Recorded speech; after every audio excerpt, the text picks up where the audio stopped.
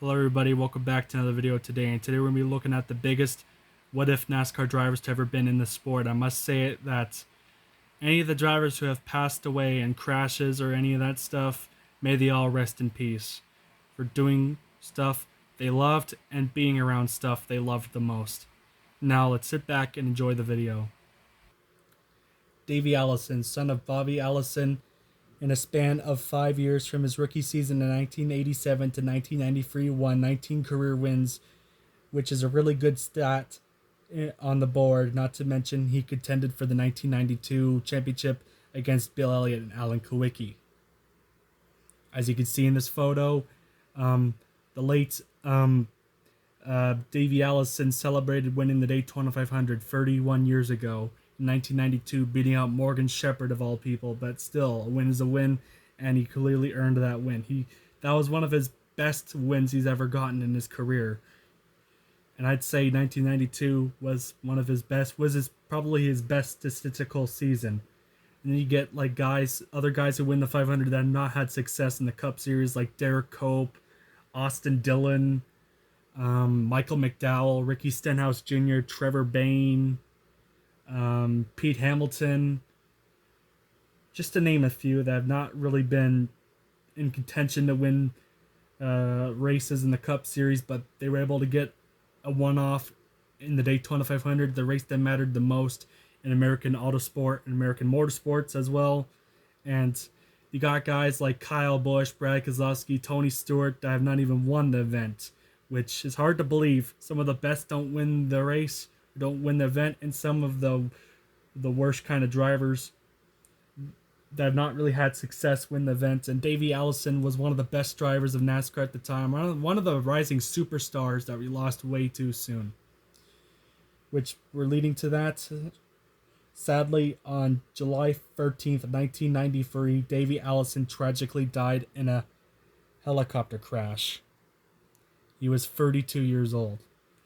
If he hadn't gotten on that helicopter, Davey would have at least been a multi-time champion in the Cup Series by now, which is a fact because he was like on a Jeff Gordon type career, Jimmy Johnson type career, winning like 20 races in less than like 7 years, which is really impressive for a young driver.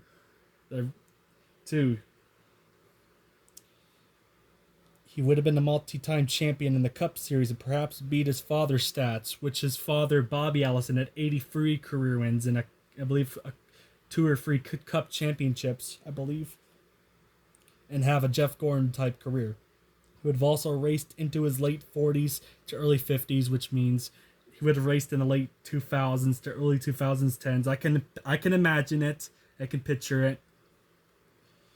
Before he retired from racing as well, to retire the Alabama gang nickname, around the Allisons, to, give them one final perfect send-off that we sadly never gotten.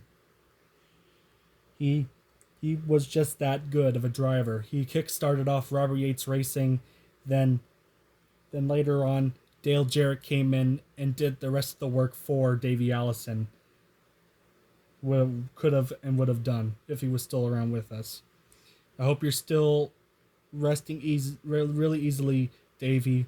My thoughts are still with you in heaven, your family, and of course, Bobby.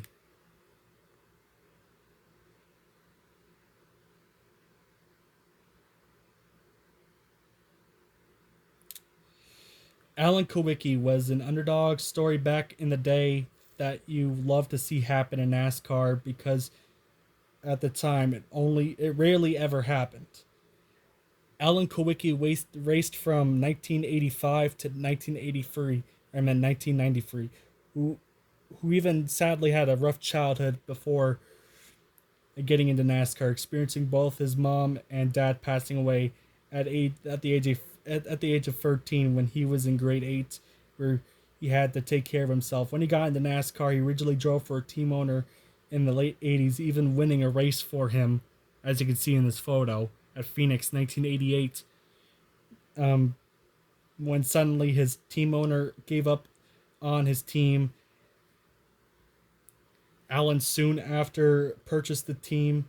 That team renamed it to AK Racing, which stands for Alan Kulwicki Racing, and ran the team out of his own pockets.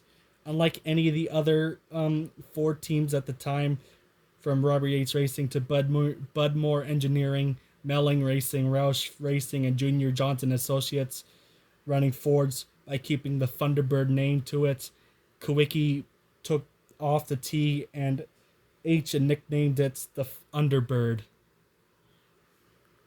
Alan Kawicki won 5 races in a span of 4 years from 1988 to 1992, including the 1992 championship in his career, and he was looking likely to be a contender again when sadly on April 1st, 1993, Alan passed away from a plane crash. He was 38 years old.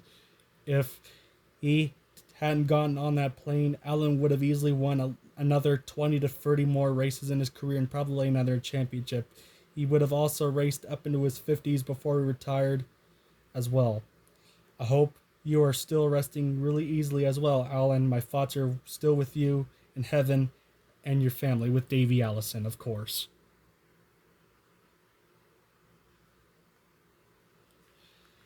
Adam Petty, grandson of Richard Petty and son of Kyle Petty, was making a name for himself in what is now called the ARCA Menard series, when back then it was called the ARCA Remax series, which had Frank Kimmel and those guys. Adam was won an ARCA race by winning on his very first start, which is reminiscent of Shane Van Gissenberg when he won on his first Cup start. So anytime you win on your first start, it's really impressive to do so. He and the other, also having another head highlight around that same time, driving with the hood up on his windshield, as you can see in this photo, alongside future 7-time champion Jimmy Johnson, which is just right behind him. By the way, thoughts are still with Jimmy Johnson during this difficult time. By the way, in 1999, Adam, which was you seen in this photo right here, was moved up to the Busch Series, which is called the Xfinity Series now, but people want to still call it the Busch Series, which I'm fine with that. Where he drove for his grandfather, of course, in the number 45 Petty Enterprises entry in the Chevrolet when they were running, Pontiacs at the time, I believe. I don't know, they ran Pontiacs. They were a GM team at the time. At first, he didn't perform well, only getting 3 top 5s and 4 top 10s in his rookie season, as well DNQing 3 races, and he was set to drive full time the next year in 2000 in the Busch Series. Adam Petty made his Cup Series debut in the Spring Texas 2000 race, as you can see here with Adam wearing the NASCAR Winston Cup hat in his Busch Series uniform, basically the uniform or the race that he would wear during the Busch Series races. The same race where, of course, Dale Jr. got his first career win, the son of the legendary Dale Earnhardt. And it was announced that the next year, in 2001, Adam was set to drive full-time in the Cup Series for Petty Enterprises. But sadly, on May 12, 2000, Adam Petty was killed in a qualifying or practice crash from a basilar skull fracture. He was 19 years old. If he wasn't killed in that crash or wasn't put in that situation to begin with, Kyle Petty, like he was planning, was going to retire, most likely retire after 2000 instead of 2008. I can get why Kyle Petty raced up that long to continue his son's legacy, even if he wasn't performing well. Also, I'll give him that. Give his son Adam the ride. That's what he was planning to do too. He was planning to give Adam Petty the ride, the 45 car in 2001, and Adam would have helped kept Petty Enterprises stable in the 2000s. You wouldn't have gotten so many random drivers like Christian Fittipaldi, who only had like a few starts in the Busch Series and then came up out of nowhere in the Cup to drive the 43 car. You also had who else did you got? You got around the 2000s you had Jeff Green. Who else? Trying to think. You had a Jerry Nadeau of all people. You had just a bunch of random guys driving for the team, and yeah, the 2000s was a difficult decade for the Petty Enterprises. You you wouldn't have gotten so many random drivers to drive the number 43, number 44, number 45 cars. Adam, the fourth generation of the Petty family, was more likely to continue their legacy, more was more likely to still race today in 2023 when he could have been the age 43. He could have at least won at least 3 to 5 races with the team, doing what he could most with the team, then would have been given a chance perhaps at better equipment with an offer from Team Penske, Hendrick Motorsports, Joe Gibbs Racing, etc., according to Darian Gilliam, Black Flags Matter. Adam would have most likely won a ton more races and even a championship to go along. Once again, like with Alan Kowicki and David can't speak, Davey Allison. There you go. I hope you're still resting really easily, Adam. My thoughts and prayers are still with you up in heaven. Your grandfather Richard Petty and father Kyle Petty. At least you could be able to see your great grandfather Lee Petty, in which he can help and give you some more tips racing in heaven.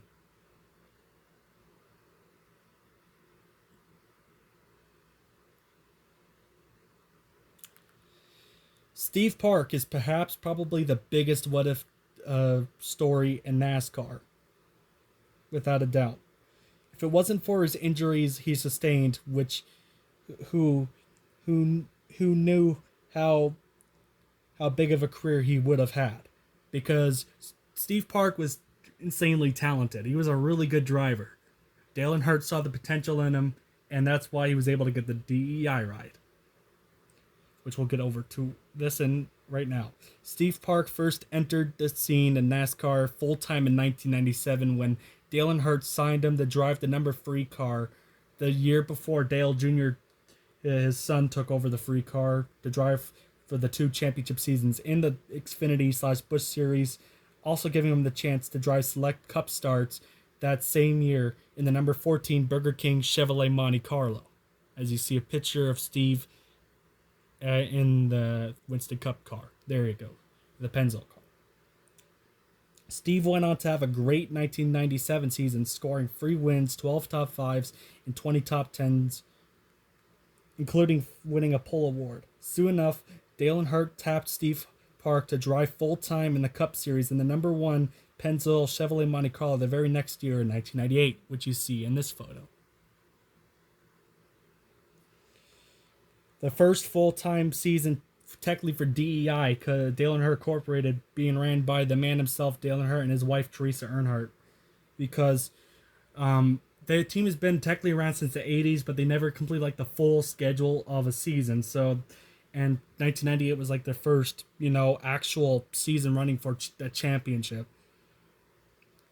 to my knowledge. Steve Park was in the battle of the Rookie of the Year award. He possibly could have won it too, but unfortunately Steve Park had a vicious practice Atlanta crash where he smashed the wall 4 times with with a final hit coming to the inside pit road wall, happening right in front of Jimmy Spencer. Steve Park broke a femur in his right leg, forcing him to sit out for the rest of the season, allowing Darrell Waltrip to substitute for him.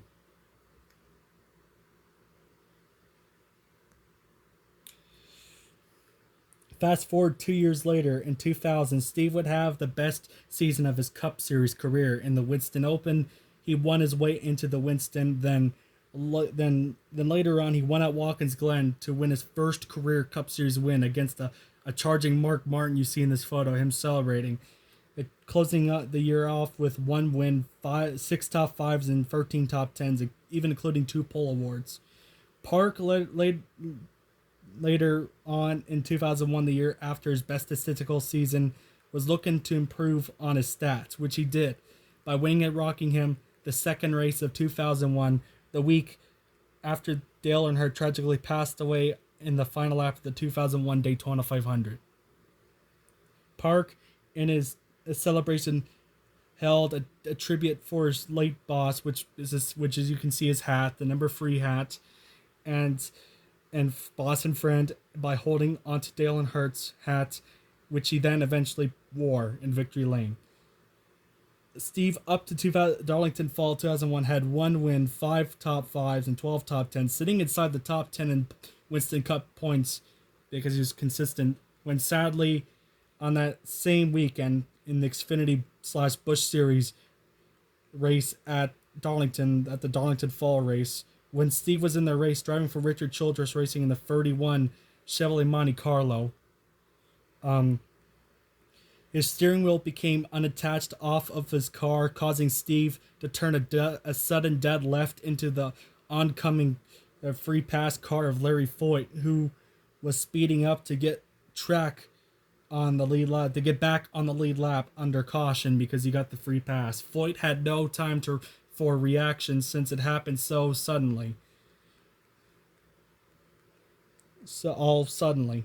T-boning Steve Park at full speed, sending Park 2 wheels off of the ground, then slightly head on into the inside wall. Both drivers were feeling the impact, which I mean they were both hurt, but Park got the worst of it. Since Larry was able to get out of the infield care center after some time, Park was not so lucky.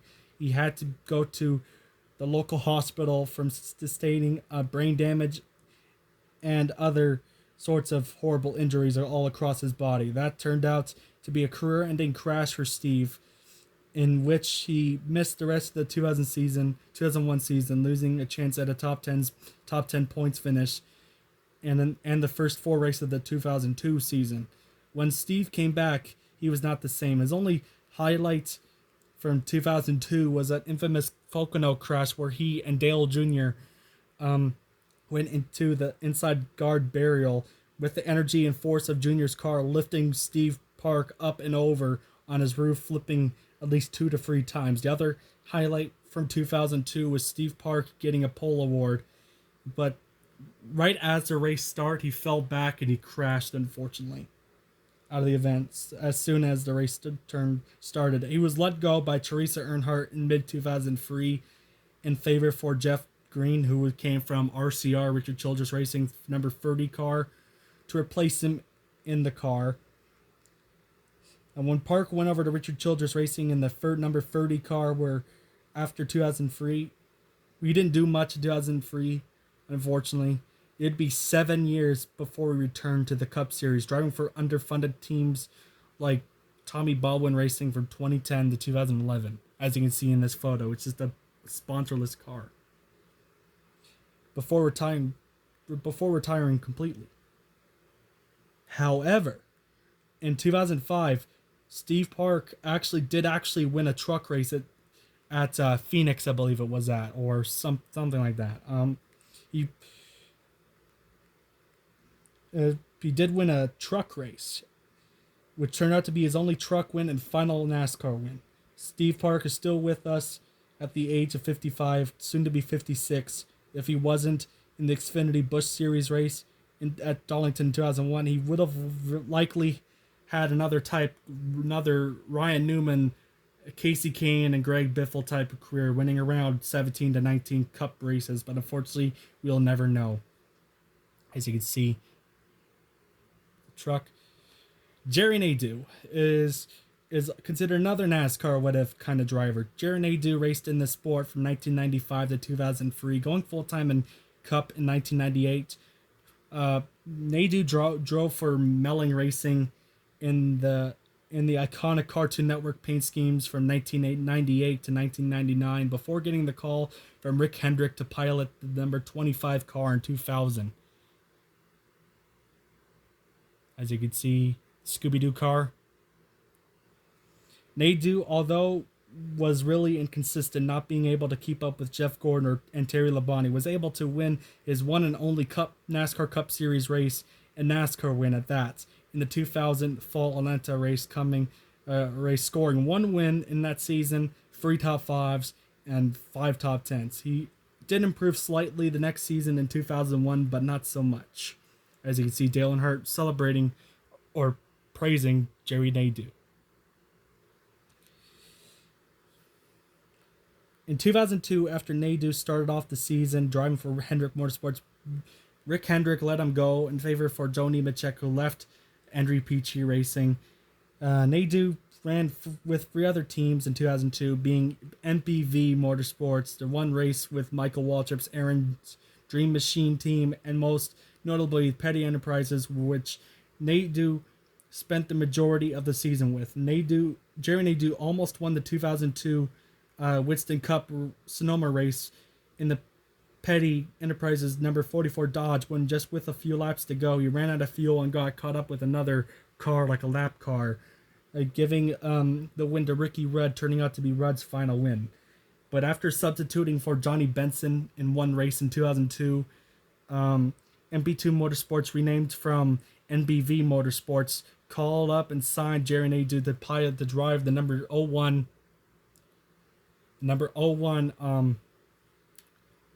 U.S. Army Pontiac Grand Prix full-time.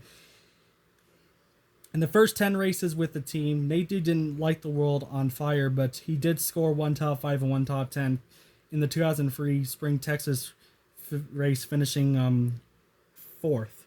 With all that momentum Nadeau had, it sadly all came crashing down in the practice of the 11th race of the 2003 season. Being at Richmond, Nadeau lost control of his car coming into the turning section, where he hit the wall at a really bad angle at driver's side at full speed, hitting with the front right wheel. Nadeau was in a coma for nearly 3 weeks and was given by doctors a 6% chance of survival from a collapsed lung, skull fracture, lost a mobility on the left side of his body, and several broken ribs, which we all know he thankfully survived, but he had to relearn how to walk and take care of himself again.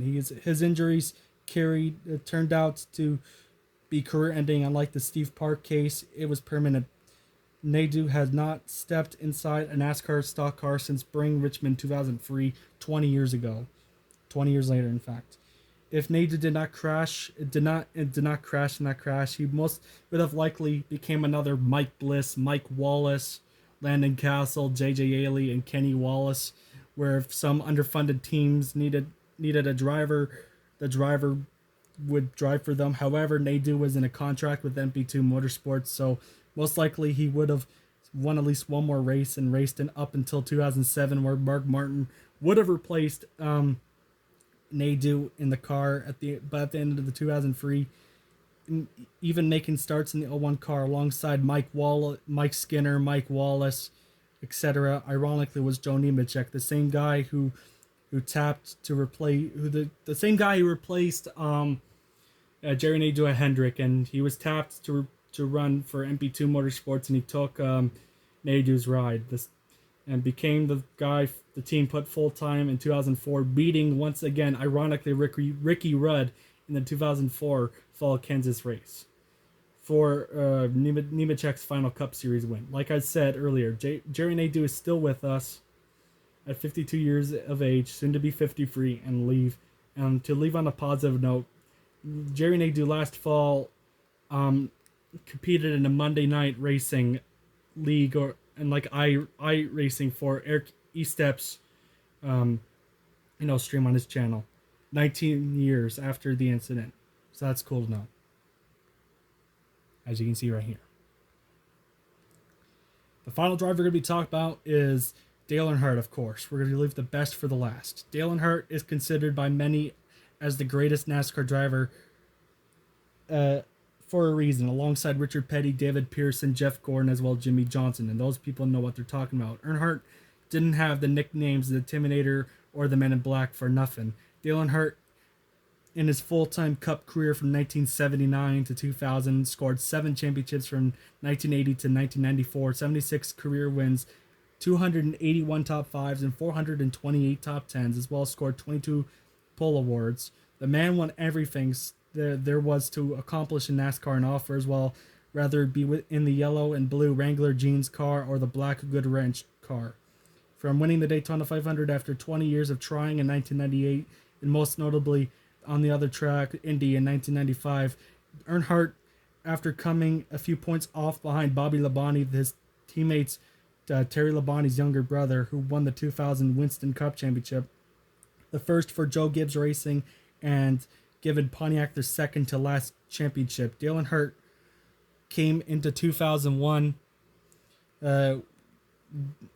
was looking to win another championship, as well as eighth championship. Around 1999 to 2000, Dale Earnhardt was making a comeback 5 years after his last championship in 1994. Dale Earnhardt was determined to get his eighth title in 2001, breaking the tie with the King Richard Petty. At first, everything was going great with Dale Earnhardt and DEI coming into 2001. Dale Earnhardt got Michael Waltrip, who had made over 462 starts in the Cup Series from 1986 full to 2000 full time, not winning a single points paying race, only winning the Winston with the Wood brothers in 1996, giving Michael Waltrip a fair opportunity in competitive equipment that's not been overpassed its due, has been crap for at least at that time for a decade, or just been plain altogether underfunded. After Dale Earnhardt picked Michael Waltrip up from Ultra Motorsports. Earnhardt also had his son, Dale Jr. As you can see the photos, his son, Dale Jr., who was looking to kick off the 2001 season strong after the show. Jr. was able to accomplish this prior year, getting 2 wins, 5 top 5s, or 3 top 5s, and 5 top 10s as well, with 2 pole awards, and aforementioned Steve Park. Earnhardt started 7th in the 2001 Daytona 500, and overall, throughout the race, he had a great fast car when his son Jr. started in 6th place right beside his father, while Waltrip and Park started towards the back, mid-pack. Coming down to the final portions of the race, instead of trying to win, Dale Earnhardt was protecting the 2 cars and drivers, Michael Waltrip and his son Dale Jr., to finish 1-2 in the Daytona 500, as he tried to his hardest to keep the oncoming Sterling Marlin, Ken Schrader, Bill Elliott, Bobby Hamilton, Rusty Wallace, Ricky Rudd, and Mike Wallace all behind him at bay, which he did. But sadly, on the last lap of the 500, when Waltrip and Jr. together in the draft, thanks to Dale Sr., opened up a second lead over the field, as Earnhardt tried to go down and block Marlin one last time. Earnhardt got clipped in the right rear wheel quarter panel, and as he tried to readjust the car to save it, Ken Schrader was on the high side, which he had nowhere to go, and he hit Earnhardt, sent Earnhardt head on to the wall, killing him instantly. Dale Earnhardt passed away from a basilar skull fracture, the same type of injury that took away Kenny Irvan Jr.'s and Adam Petty's life.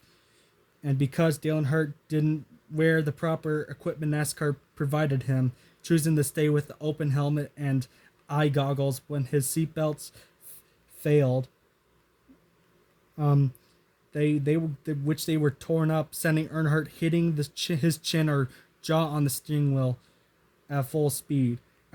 When Ken Schrader checked up on his friend to see if he was all right, because Schrader was always a well-respected driver, always cared for his competitors, which he raced them with respect, immediately called over the NASCAR safety team and got out of the way.